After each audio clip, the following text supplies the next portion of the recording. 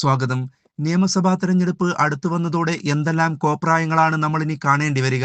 രാജ്യം തന്നെ ഉറ്റുനോക്കുന്ന ബി.ജെ.പി ഏറെ പ്രതീക്ഷ വെച്ച് പുലർത്തുന്ന കപ്പിനും ചുണ്ടിനുമിടയിൽ 2 തവണ അവർക്ക് നഷ്ടപ്പെട്ട മഞ്ചേശ്വരത്ത് ജയിക്കാൻ ബി.ജെ.പി 18 പയറ്റുമ്പോൾ അവർക്ക് പാദസേവ ചെയ്യാൻ കുറെ അന്തംഗമികളും ലീഗ് വിരോധം മൂത്ത് മത്തുപിടിച്ച ചില അല്പന്മാരും ഇറങ്ങിത്തിരിച്ചത് കാണുമ്പോൾ അവരെക്കുറിച്ച് എന്താണ് പറയാനാവുക? അത്തരത്തിലൊരു സംഭവമാണ് ഇന്നുണ്ടായത്. എ.കെ. അഷ്റഫ് എം.എൽ.എക്കെതിരെ സ്വതന്ത്ര സ്ഥാനാർത്ഥിയെ നിർത്താൻ ജനകീയ മുന്നണി എന്ന പേരിൽ ചേർന്ന യോഗം തുടക്കത്തിൽ തന്നെ പ്രഹസനമായി മാറിയിരിക്കുകയാണ്. പണം കൊടുത്തും വലിയ വാഗ്ദാനങ്ങളടക്കം നൽകിയുമാണ് കുറച്ച് സ്ത്രീകളെ യോഗത്തിനെത്തിച്ചത്. യോഗം തുടങ്ങിയതോടെ തന്നെ സ്ത്രീകൾക്ക് കാര്യം പിടികിട്ടി തുടങ്ങി. ആളുകളെ തെറ്റിദ്ധരിപ്പിച്ച് നടത്തിയ തട്ടിക്കൂട്ട് യോഗം കണ്ട് പലരും മടങ്ങിപ്പോകുന്ന സ്ഥിതിയാണ് ഉണ്ടായത്. ഇത് വാർത്തയാക്കാൻ കാസർഗോഡ് നിന്നും ഓടിക്കിതച്ചെത്തിയ ദൃശ്യമാധ്യമ പ്രവർത്തകരും പരിഹാസ്യരാകേണ്ടി വന്നു. വസ്ത്രം മാറും പോലെ പാർട്ടികൾ മാറി നിൽക്കക്കള്ളിയില്ലാത്ത ചിലരാണ് ജനകീയ മുന്നണിയുടെ ആശാന്മാർ.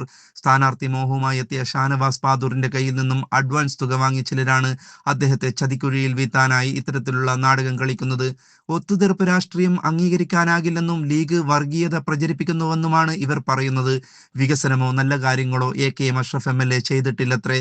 മഞ്ചേശ്വരത്ത് എ.കെ. അഷ്റഫിനെതിരെ പടയൊരുക്കമെന്ന ചാനൽ ബ്രേക്കിംഗ്. ബി.ജെ.പിക്കാരിൽ നിന്ന് അച്ചാരം വാങ്ങി കുറച്ച് ആളുകളെ വാടകയ്ക്കെടുത്ത് തട്ടിക്കുട്ടി യോഗം ചേർന്നാൽ എങ്ങനെയാണ് അതൊരു പടയൊരുക്കമാവുക? മുന്നണികൾ തങ്ങളുടെ പ്രശ്നങ്ങൾ പരിഹരിച്ചില്ലെന്നും ഇവർ പറയുന്നു. LDFും UDFും ചേർന്ന് പരിഹരിക്കാൻ മാത്രം ഈ ജനകീയ മുന്നണിക്ക് എന്ത് പ്രശ്നമാണുള്ളതെന്ന് അറിയാൻ ഇന്ത്യ മഹാരാജ്യത്തെ കോടിക്കണക്കിന് ജനങ്ങൾക്ക് താല്പര്യമുണ്ട്. ഏതായാലും KR ജയാനന്ദനെ LDF സ്ഥാനാർത്ഥിയായി വന്നാൽ പുട്ടടിക്കാനൊന്നും കിട്ടില്ലെന്നായതോടെയാണ് ഇത്തരത്തിൽ ഓരോ കള്ളക്കഥകളുമായി ഇത്തരക്കാർ രംഗത്തെത്തിയിരിക്കുന്നത്.